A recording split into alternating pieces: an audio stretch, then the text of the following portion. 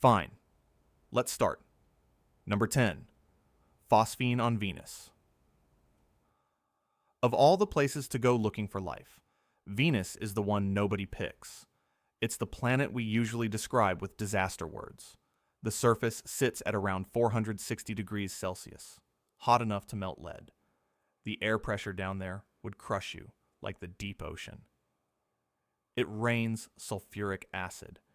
If you were designing a world to be hostile to everything we are, you'd basically draw Venus.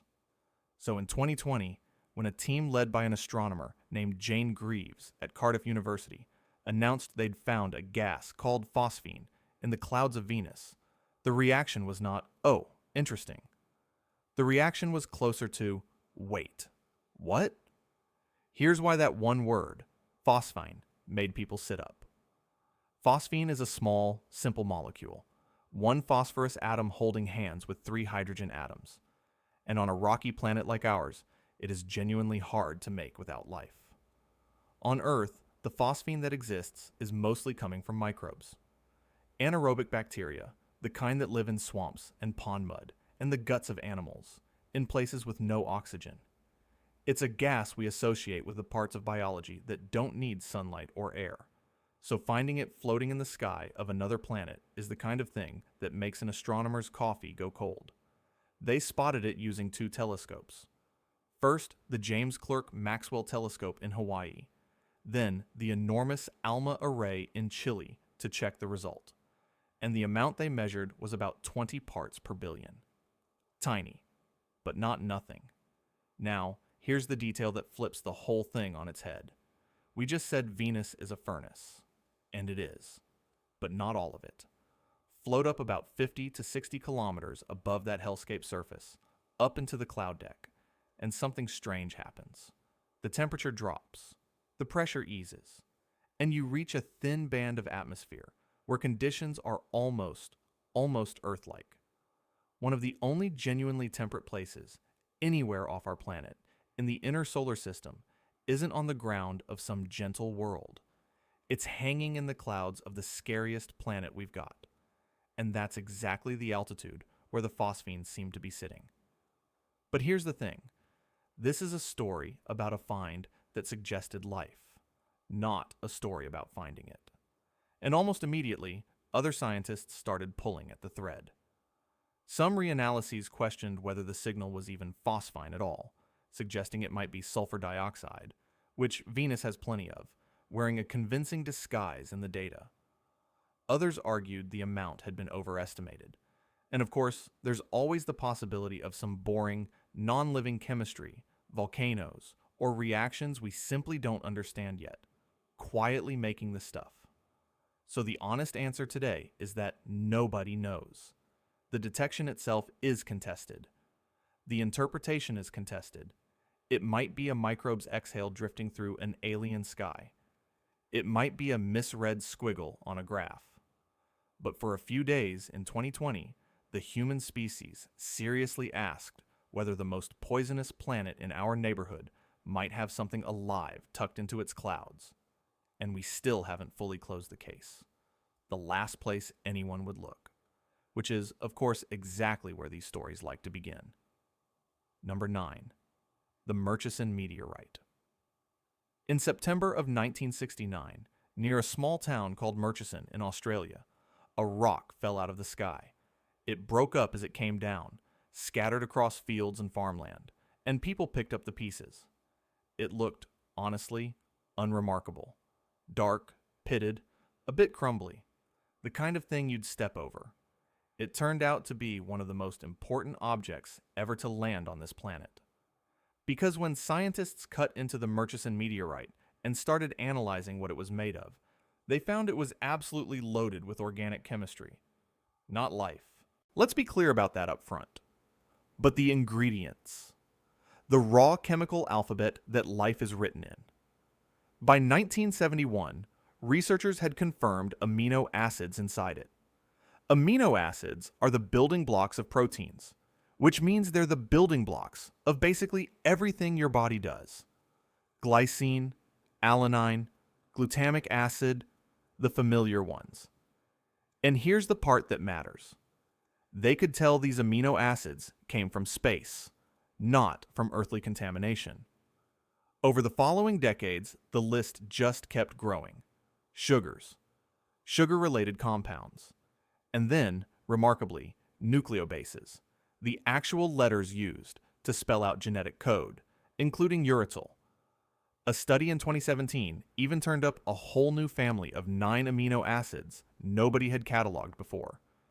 Now, you might be thinking, okay, but how do you know it didn't just pick up Earth chemistry after it landed? Couldn't a glob of life stuff have soaked into a rock sitting in an Australian field? Here's the twist that settles it. The Murchison meteorite contains amino acids that life on Earth doesn't even use. Our biology runs on a specific set of about 20 amino acids. Murchison has those, sure, but it also has bizarre ones, like isovaline, that no living thing on this planet builds. You can't explain that by contamination. The only way you get amino acids Earth life has never touched is if they were made somewhere. Earth life has never been. Out there, in the cold and the dark, before this rock ever found us. And the scientists who studied it could even measure the carbon inside those molecules and see a chemical fingerprint, an enrichment in a heavier form of carbon that screams not from here. So sit with what this means. 4.5 billion years ago, before there was an Earth to speak of, the cloud of gas and dust that became our solar system was already cooking up amino acids, sugars, and the letters of the genetic alphabet. They were drifting around in space, and some of them rained down onto the young Earth on rocks exactly like this one. The ingredients of you were assembled in the dark, long before there was anyone to be made out of them. And one September morning, a fistful of them landed in a field in Australia, and we picked them up. Space, it turns out, comes pre-stocked. Number 8. Comet 67. P. Let's go one better than a rock that fell to us. Let's go to the rock. In 2014, the European Space Agency did something that still sounds slightly insane when you say it out loud. They flew a spacecraft, Rosetta, across billions of kilometers of empty space, and they put it into orbit around a comet. A comet with a name like a license plate, 67P, Churyumov-Gerasimenko. A lumpy, dark, two-lobed chunk of ice and dust shaped a little like a rubber duck, racing through the solar system. And Rosetta didn't just take pretty pictures. It carried an instrument called Rosina, a mass spectrometer, basically a very sophisticated nose. As the comet swung closer to the sun and started to heat up, it did what comets do. It began to breathe out. Gas and dust streamed off the surface into a glowing halo around it called the coma. And Rosetta flew right through that breath and smelled what was in it. In 2016, the scientist leading that instrument, Catherine Altweg, reported what they'd caught: glycine, the simplest amino acid there is, one of the literal pieces you need to build a protein. And this was the first time anyone had unambiguously detected an amino acid at a comet. Not in a meteorite we'd scraped up off the ground, but out there, in real time, in the gas pouring off a living comet as it rounded the sun. The glycine showed up strongest right when the comet was closest to the sun and venting hardest.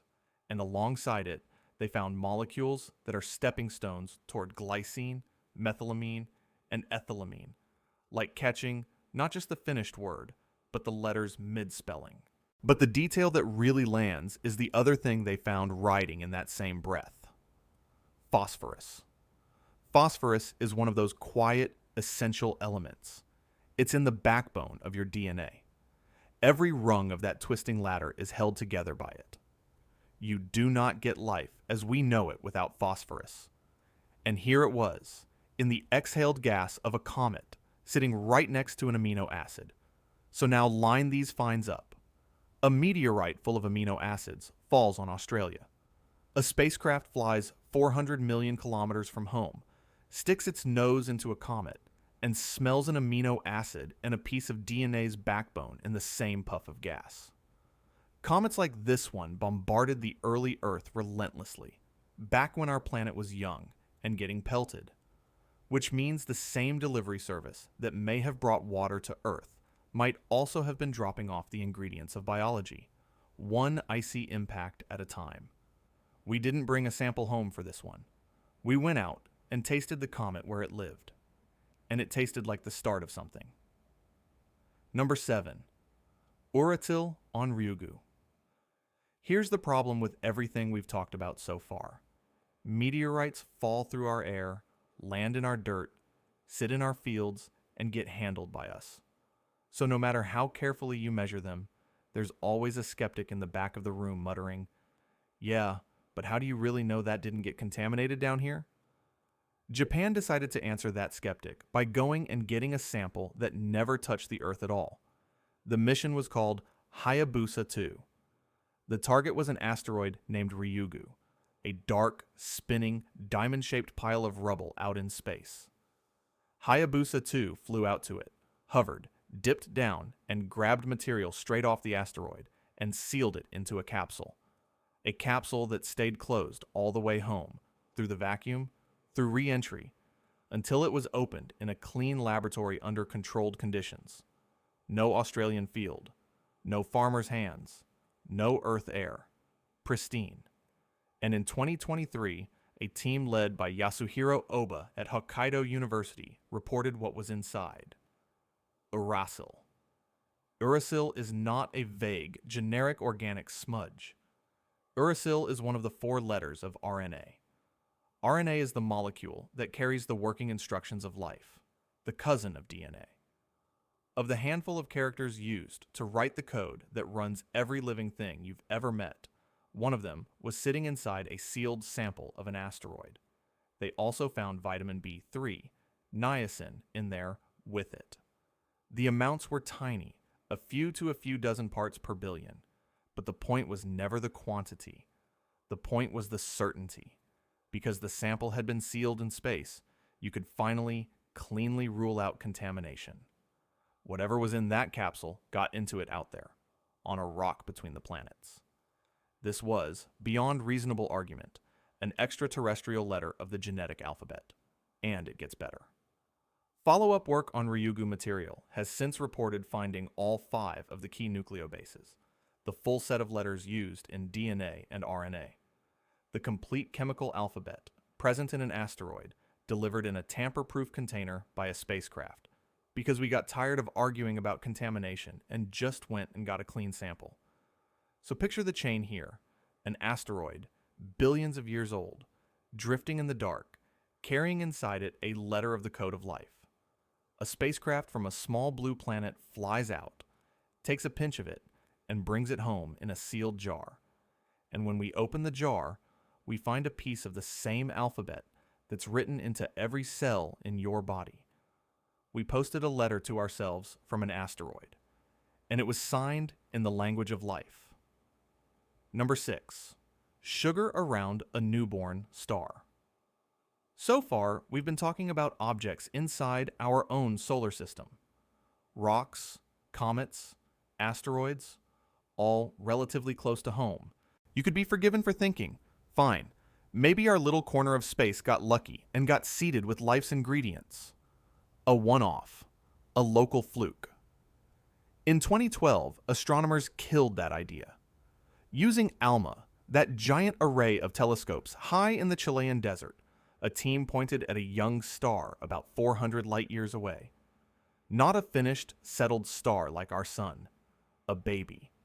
A protostar still wrapped in the thick, swirling disk of gas and dust it was forming out of.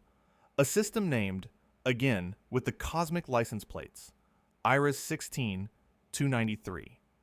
The kind of place where, given a few million years, planets will eventually pull themselves together. And in the warm gas around that newborn star, they detected a molecule called glycolaldehyde. That's a mouthful, so here's what it actually is. It's a sugar. The simplest sugar molecule, in fact. And it's not just sweet trivia, because glycolaldehyde is one of the ingredients you need to build RNA. Sugars form part of the backbone of those genetic molecules. So this was a building block of life, detected in the gas cloud around a star that hadn't even finished being born. The really striking part is where it was sitting. The sugar was floating at a distance from the young star roughly comparable to the orbit of Uranus in our own system. In other words, right in the zone where planets would later form. The ingredients were already there, in place, waiting, before the planets that might use them even existed. Think about the timeline that implies. We tend to imagine life as something that happens late. A planet forms, cools, settles down, oceans appear, and then, much later, chemistry slowly stumbles its way toward biology. But this find flips the order. The sugar was there first. The chemistry of life was assembling in the cradle, in the disk, before the crib was even built. Which means that when a planet like the young Earth finally pulls itself together out of one of these disks, it may not be starting from a blank chemical slate. It may be forming right inside a cloud that's already raining down amino acids and sugars, and the letters of the genetic code onto its newborn surface. And here's the thing that should genuinely change how you look up at the night sky. This wasn't our star. This was some other newborn sun, 400 light years away, doing the exact same thing, which suggests it's not special. It suggests this is just what stars do. They form, and as they form, they brew the ingredients of life and pour them over whatever planets they're making. Every point of light you see up there may have done this. Quietly, automatically. A galaxy full of cradles, all stocked with the same chemistry that became you. We are not the recipe. We're just one place the recipe got used. Number 5, the arsenic microbe. Now, we need to talk about a find that suggested alien life and then fell apart. Because it's just as important as the ones that held up, maybe more. And it tells you something about how hard this whole game actually is. In December of 2010, NASA did something it rarely does. It teased a press conference in advance, hinting at a discovery that would, quote, impact the search for evidence of extraterrestrial life. The internet, predictably, lost its mind. People assumed they'd found aliens. What they had was a microbe, a bacterium pulled out of Mono Lake in California, a strange, salty, alkaline, arsenic-rich lake that looks like something off another world. The bug had a name only a scientist could love, GFA-J1. And the claim, led by a researcher named Felisa Wolf-Simon, was extraordinary. They said that when you starved this microbe of phosphorus, it could swap in arsenic instead, build arsenic into its very DNA. To understand why that was a bombshell, you need one fact. There's a short list of elements that all life on Earth absolutely requires. Phosphorus is on it. It is in the backbone of your DNA, no exceptions. Every living thing, all the way down. Arsenic, meanwhile, sits just below phosphorus on the periodic table and is famous mainly as a poison. It's poisonous precisely because it's similar enough to phosphorus to sneak into biological machinery and then jam it. So the claim wasn't just, we found a tough germ. The claim was, we found life that breaks one of the supposedly unbreakable rules. Life built from a different chemistry than every other living thing we know. And if life on Earth could do that, then the rulebook for what counts as a habitable world, what to even look for out there, just got thrown wide open. Here's the twist, and it's a two-part one. Part 1. It wasn't true. Almost immediately, other scientists were skeptical, and by 2012, independent labs had taken GFAJ1 apart and found no arsenic built into its DNA at all. The microbe, it turned out, was just very good at surviving arsenic, while still quietly relying on the tiny traces of normal phosphorus around it. The dramatic version was wrong. The paper was eventually, formally retracted years later. But here's part 2, the part most people forget. The microbe is still genuinely incredible. GFAJ1 survives in arsenic concentrations that would obliterate almost anything else alive. It just doesn't do the one impossible thing the headline promised. The real organism is amazing. It's the story we wrapped around it that was too good to be true. And that's the lesson sitting in the middle of this whole countdown. When you desperately want to find something, when an entire species is leaning in, hoping, every ambiguous signal looks like a hand waving back.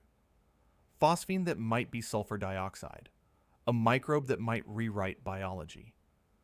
We are very, very good at fooling ourselves, which is exactly why the discipline matters, why scientists tear their own discoveries apart. Not because they don't want to find life, because they do, so badly that they don't trust themselves to be honest about it. The universe doesn't owe us a clean answer, and sometimes the most important thing a find teaches us is humility. Number 4, Titan's missing hydrogen. Everything we've looked at so far has been life, more or less, as we'd recognize it. Carbon chemistry, water somewhere in the picture, the familiar ingredients. Now we go somewhere genuinely alien. Now we talk about a place where, if there's life, it would be so different from us that we'd struggle to even call it the same kind of thing. That place is Titan, the largest moon of Saturn. Titan is one of the strangest worlds in the solar system, because in one specific way it looks weirdly like Earth, and in every other way it's a nightmare. It has a thick atmosphere, it has clouds, it has rain, rivers, lakes, even seas. There's a whole weather cycle of liquid falling from the sky, pooling, flowing, and evaporating. It's the only other place in the solar system we know of with stable liquid on its surface, except the liquid isn't water. At Titan's surface temperature, around minus 179 degrees Celsius, water is rock-hard ice, as solid as granite. The stuff doing the raining and pooling and flowing is liquid methane and ethane. Natural gas, essentially, cold enough to be a sea. Now, decades ago, two scientists, Chris McKay and Heather Smith, asked a wild question. What if something could live there? Not water-based life like us, but methane-based life, using that liquid methane the way we use water. They worked out what such a creature's metabolism might look like, and they made a prediction. If methane-based life existed on Titan, it would consume hydrogen, and it would eat a molecule called acetylene, and it would breathe out methane. And crucially, they said, you would be able to spot the fingerprints of that. You'd see hydrogen mysteriously disappearing at the surface. You'd see acetylene strangely missing. That prediction was made in 2005. And then, in 2010, the data started coming in from the Cassini mission and from modeling done by a scientist named Darryl Strobel. And the data showed something genuinely odd. Hydrogen was flowing down through Titan's atmosphere toward the surface in enormous quantities, something like 10,000 trillion molecules every second. And then, at the surface, it was vanishing, going somewhere, used up. And acetylene, which should be produced up high and then rain down and pile up on the ground, was peculiarly absent from the surface too.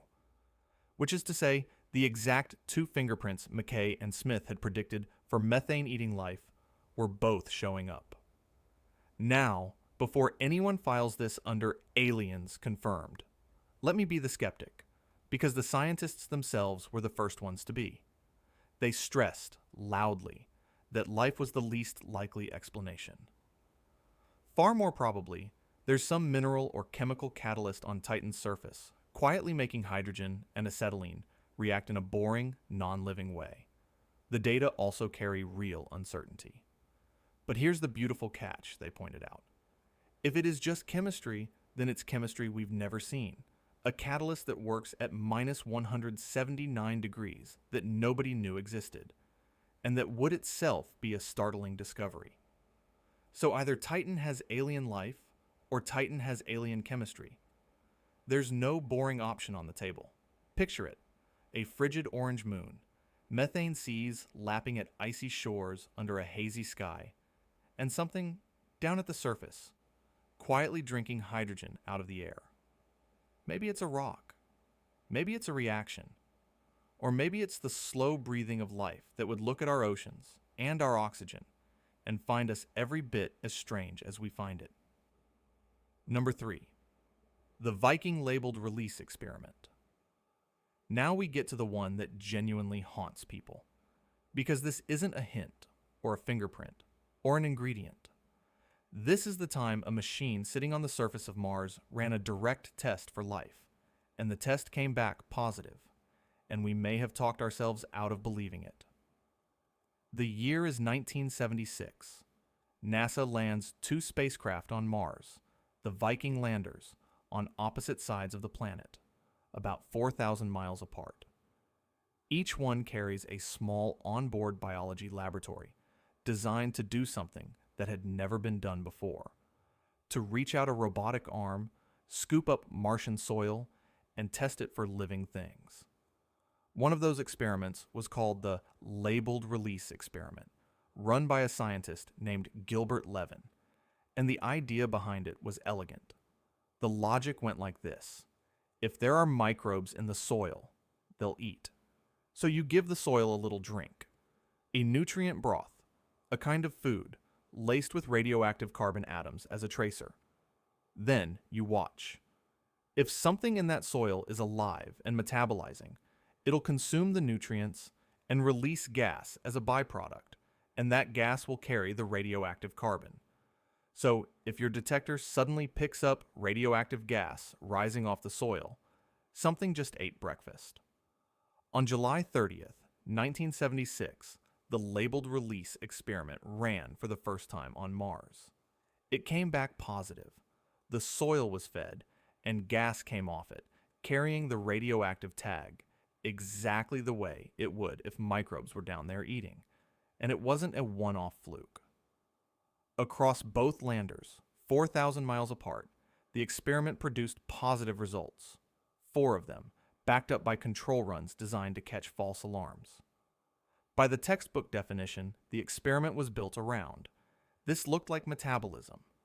This looked like life. So why isn't this the most famous discovery in human history? Why didn't a president go on television? Because of one other instrument. A different device on the landers, designed to detect organic molecules in the soil, the carbon-based compounds you'd expect any life, or even any dead life, to leave behind, came up empty. It found basically nothing. And the mission leadership reasoned, how can there be living things eating lunch if we can't even find the organic molecules they'd be made of? The contradiction was too much. The official conclusion became, no life. The positive labeled release result was set aside as some unknown chemical reaction in the soil pretending to be biology. Here's the twist. Gilbert Levin never accepted that. For the rest of his life, more than 40 years, until he died in 2021, he argued that his experiment had detected life on Mars and that we'd flinched. And he wasn't a crank. He was the man who designed the test. And the story has gotten murkier in his favor, not cleaner.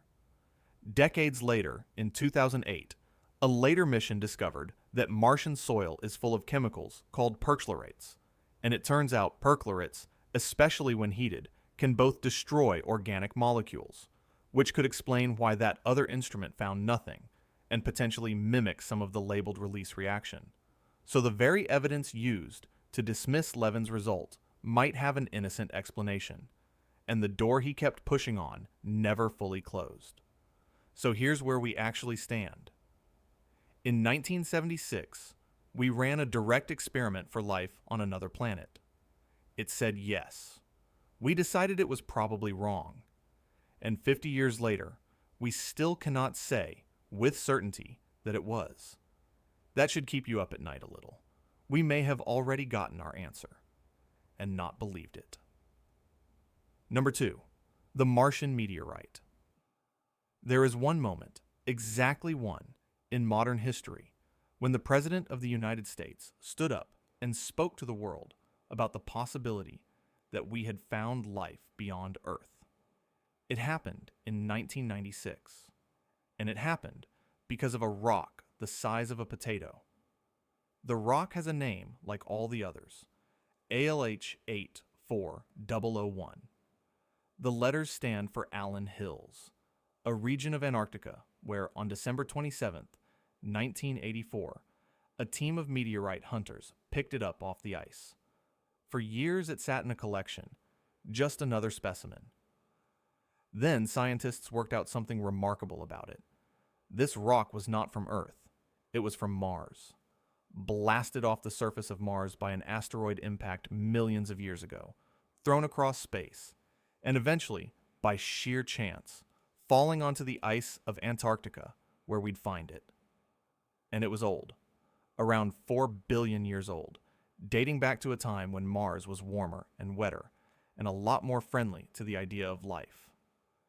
In 1996, a team at NASA, led by a scientist named David McKay, published a study on what they'd found inside it, and it was a stack of clues that, taken together, was electrifying. There were tiny structures, shaped like worms, like segmented little tubes, that looked uncannily like fossilized bacteria. There were globules of carbonate minerals, of the kind that water, and sometimes life produce. There were crystals of a mineral called magnetite arranged in a way that, on Earth, certain bacteria make. And there were organic molecules. No single clue was a smoking gun, but all of them in one rock from Mars. From the era when Mars might have been alive, the world went electric. And on August 7th, 1996, President Bill Clinton walked out and addressed it directly. He said, and this is a real quote, "If this discovery is confirmed, it will surely be one of the most stunning insights into our universe that science has ever uncovered." For a moment, the entire planet held its breath. We thought, maybe we'd just met the neighbors. And then, slowly, the careful, grinding work of science began. And one by one, the clues started to come apart. The worm-like shapes, critics argued, were probably too small to be actual cells and could form without any biology at all. The magnetite crystals could be made by ordinary chemistry. The organic molecules could have seeped in or formed without life. A study as recently as 2022 concluded that the organics in ALH 84001 most likely formed through plain water and rock chemistry, no Martians required. The mainstream verdict today is that it probably wasn't life. But here's the twist that makes this number 2 on our list, and not some footnote.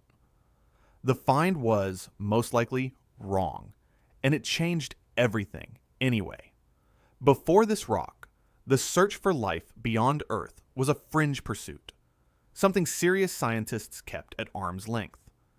After a presidential address, after the world's attention, NASA founded its Astrobiology Institute. An entire scientific field, the rigorous, respectable study of life in the universe, was born from this one contested rock. Every Mars rover sniffing for ancient microbes, every mission designed to hunt for biosignatures, every item on this very list traces a thread back to that potato-sized stone from Antarctica. It may not have contained a single Martian, but it gave us the will to go looking properly. Sometimes a wrong answer, asked loudly enough, is the thing that finally makes us search. Number 1. K218b. Everything until now has been, in one way or another, about the past. Fossils in a meteorite. Ingredients delivered billions of years ago. An experiment from the 1970s. Relics and maybes and arguments about things that already happened. This last one is different. This last one might be happening right now, and we might be watching it.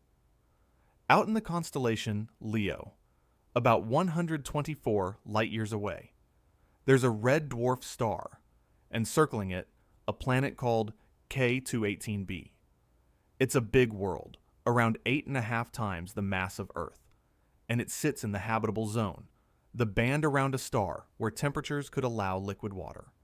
Scientists think it might be what they call a Hycean world, a planet wrapped in a hydrogen atmosphere with a vast global ocean of liquid water underneath.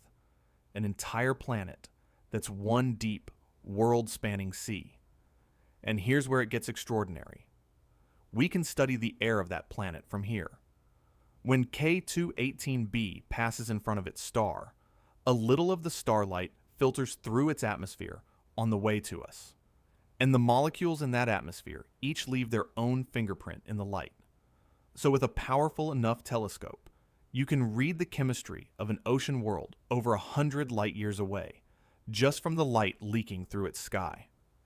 The powerful enough telescope is the James Webb Space Telescope. And the team reading that light is led by an astronomer named Niku Madhusudan at Cambridge. In 2023, they saw a hint of something, and in 2025, they reported it more strongly. In the atmosphere of K218b, they found signs of a molecule called dimethyl sulfide. DMS. To understand why that word stopped people cold, you have to know where dimethyl sulfide comes from. On Earth, dimethyl sulfide is made almost entirely by life. Specifically, much of it comes from marine phytoplankton, the vast clouds of tiny living things drifting in our oceans. When you stand at the coast and smell that particular tang of the sea, part of what you're smelling is dimethyl sulfide. It is, on our planet, essentially a product of living things. A breath exhaled by an ocean full of life. And a possible whiff of it had just turned up in the atmosphere of a distant ocean world. Madhusudan called it the strongest evidence yet that life may exist beyond our solar system. Sit with the weight of that sentence, coming from a serious scientist, about a real planet, with a real name that you could point to in the sky.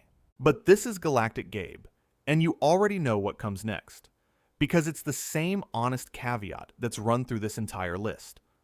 The signal is not certain.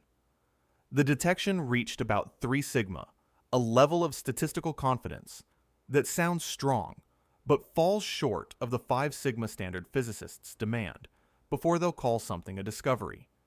And other teams, reanalyzing the same data, have argued the evidence for dimethyl sulfide isn't solid at all, that the fingerprint isn't clean enough to be sure, and that there may be non-living ways to make the gas that we don't fully understand yet. So no, we have not found aliens on K218b. Not confirmed. Not yet. Maybe not ever. But step back and look at what this represents. For the entire history of our species, the question, are we alone, lived in the realm of philosophy and prayer and science fiction. Something you wondered about under the stars, knowing you'd never really know. And now? Now, it's an engineering problem.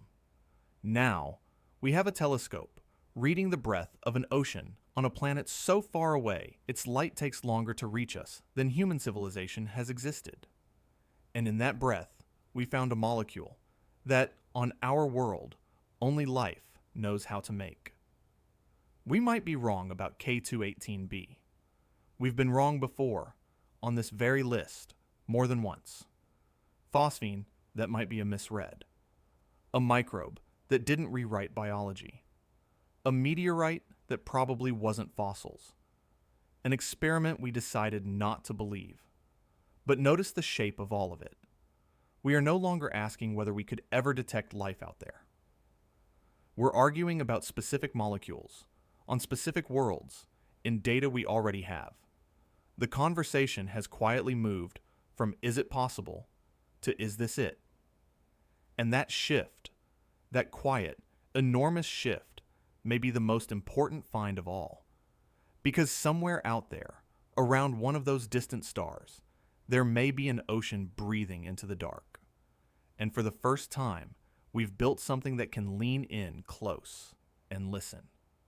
We are one clean signal away from never being alone again, and we are closer to that signal than any humans who have ever lived.